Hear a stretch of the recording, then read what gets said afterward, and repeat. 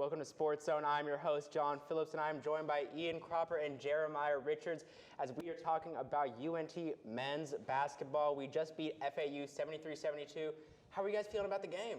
I thought it was a great win. I mean, guys like Jay Sean and David Terrell really showed me something today. I mean, that backcourt came out. It was like they took turns. The first half, it was David Terrell. Second half, I mean, Jay Sean made 7 straight field goals. It was crazy. When you have a guard score like that, you're going to win a game. I mean, and we did. Ian, how'd you feel about that game? I also felt great, although I was nervous at points. There were a lot of lead changes there, but Deshaun was on fire in the second half, especially after a fairly dormant first half where he only had 5 points. But in the second, he was dominant. He could score from anywhere, from the paint, from the free throw line, from the three-point line. He just could not be stopped. Yeah, absolutely. And speaking of guards that can't be stopped, FAU, before the game, there's a lot of concern. Are we going to be able to stop Josiah Parker and Cannon Carlisle? How did you guys feel we did defensively this game in stopping those guards? I thought we played a great defensive game, honestly. I saw flashes of a little zone. I feel like we came out in 2-2-1 back to a 2-3 zone.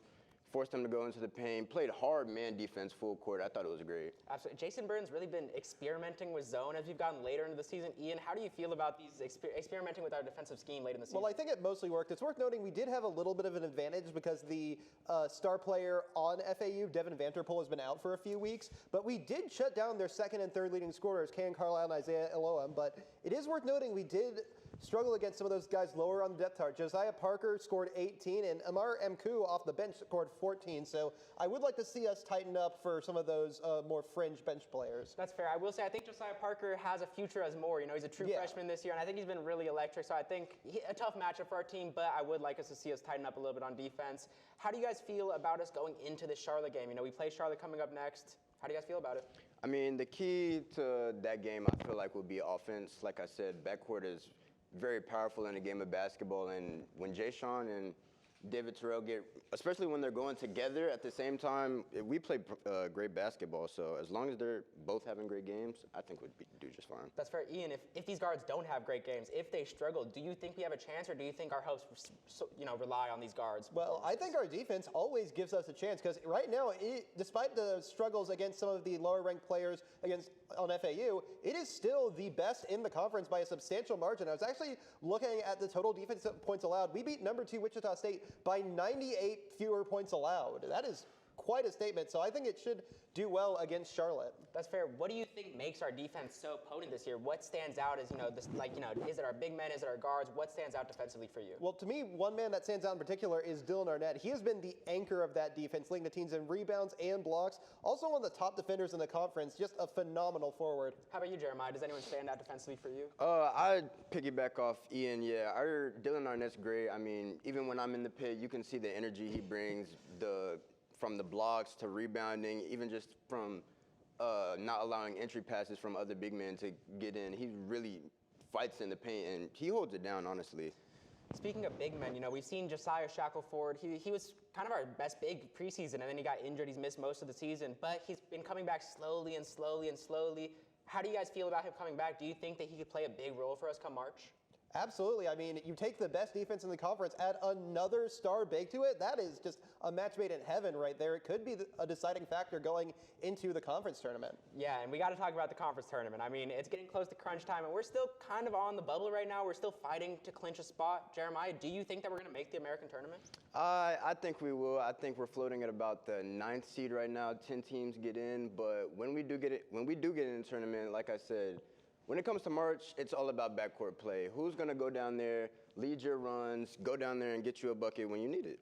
That's fair. And, I mean, Ian, do you think that we're going to make the tournament? Who do you see as our biggest threats, Well, I think UTSA and East Carolina are pretty much out of the picture. So Really? Yeah, a huge surprise, I know. Catch up? So that leaves Rice, and theoretically there is still a scenario where if we lose all our remaining games and they win, they would have a higher conference record than us. But it is worth noting, we play Charlotte, which is a team that we've beaten teams of a similar caliber before, and tonight they play USF, who's the top team in the conference, so I do think that bodes well for us, and of course, we end our season against them at the Super Pit. Yeah, I mean, that's going to be a big game. Jeremiah, how do you see the rest of this regular season going up? Do you think that we're going to have a good end of the season, get momentum coming into conference tournament play? Yeah, I think it'll be important for these guys to get momentum coming into the conference play because, like I said, Our defense is great. You know, we're first in points per game off defense, third in field goals, first in steals per game, and even second in three-point field goals made. But, like, when it comes to this conference play, you got to – basketball is a game of runs. So you just got to have energy, make sure guys are getting momentum going in from one game to the next, and keep your guys healthy. We'll be just fine. Completely true. I mean, Ian, do you think that this team has what it takes to make a deep run in the American Conference Tournament? Well, like I was saying last week, it's actually very rare for late seeds in the conference tournament to go far. In fact, in its entire history, there have only been 2 teams that won that weren't the 1 or 2 seed, and one of those was 2016 Connecticut, which isn't even in the conference anymore. So I would certainly love to see it. Unfortunately, I can't hold out my hopes. Yeah, I mean, that's fair. We all want to hope that we'll do well in the conference tournament, but it's not very likely. But, I mean, if we do, let's dream a little bit, Ian. Let's dream. Do you think that it's going to be on the backs of our guard play? Do you think that duo is going to be what brings us far if we do win? I do think so.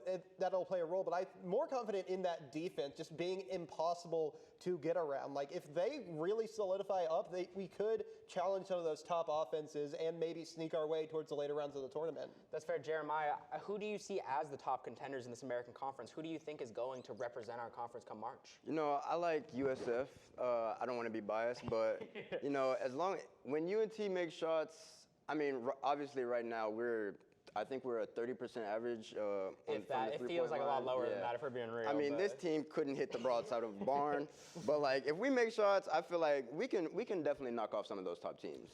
I hope so. I mean, Ian, who do you see as those top teams that we could maybe knock off according to Jeremiah? I mean, if we're talking about someone who we could knock off, I wouldn't be surprised if we actually knocked off Charlotte in the conference tournament. They're not too high, but honestly, I think their record is a bit deceiving because they're towards the middle or bottom on both offense and defense, as opposed to us where we're near the bottom on offense, but right at the top at defense. So they could be a bit of a paper tiger going forward. As for which team will win the conference, I actually like Tulsa because if you look at it, they're very high in both offense and defense and have the best margin in the conference. That's fair, and I think that Charlotte is a team that I'd have confidence against because I think coaching is a big part, and I think Aaron Fear, the Charlotte coach, is one of the worst coaches in the American.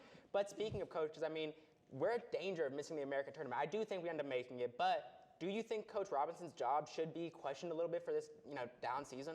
I don't think so. You know, Coach Robinson, he showed me a decent ordeal from the handful of games that I've been to face-to-face. I think, obviously, I feel like our team is a little lackluster on the talent this year, but I feel like you give him maybe 2 more years, I think he could really come in and show us a little, get us to the top of the conference. Ian, do you agree? Do you think this is the top of the I'm conference? not sure I do, because keep in mind the scenario that would have to happen for us to miss the conference tournament. It would basically take a complete collapse by us and a massive show of form by Rice. And if we have that collapse, I do think the coaching might need to be looked at. Again, I don't think it's likely, but in the scenario where we miss the the conference tournament, that is something we need to consider. I completely agree, and you could say it's high standards because of how good this program has been, but I mean, this is a program that wins basketball games, and we just haven't done that this year. I mean, last little question, how do you guys think we're going to end the season? Do you think we'll be that 9 seed, or could we even sneak up a little bit higher? Because I don't think we'll fall, but could we get to maybe the 8 seed, get a better matchup first round? I don't think we'll fall, but I think we stay at the 9 seed. It's close. I think we might just barely eke out Memphis, but it remains to be seen. I mean, we will have to see. There's not a lot of season left. We're almost to the end of it, but we have to hope that we make the tournament. We have to hope that we do well because that's what we're used to at UNT. But next block, we'll be talking about the better team on campus, the women's team. So join me after this commercial break.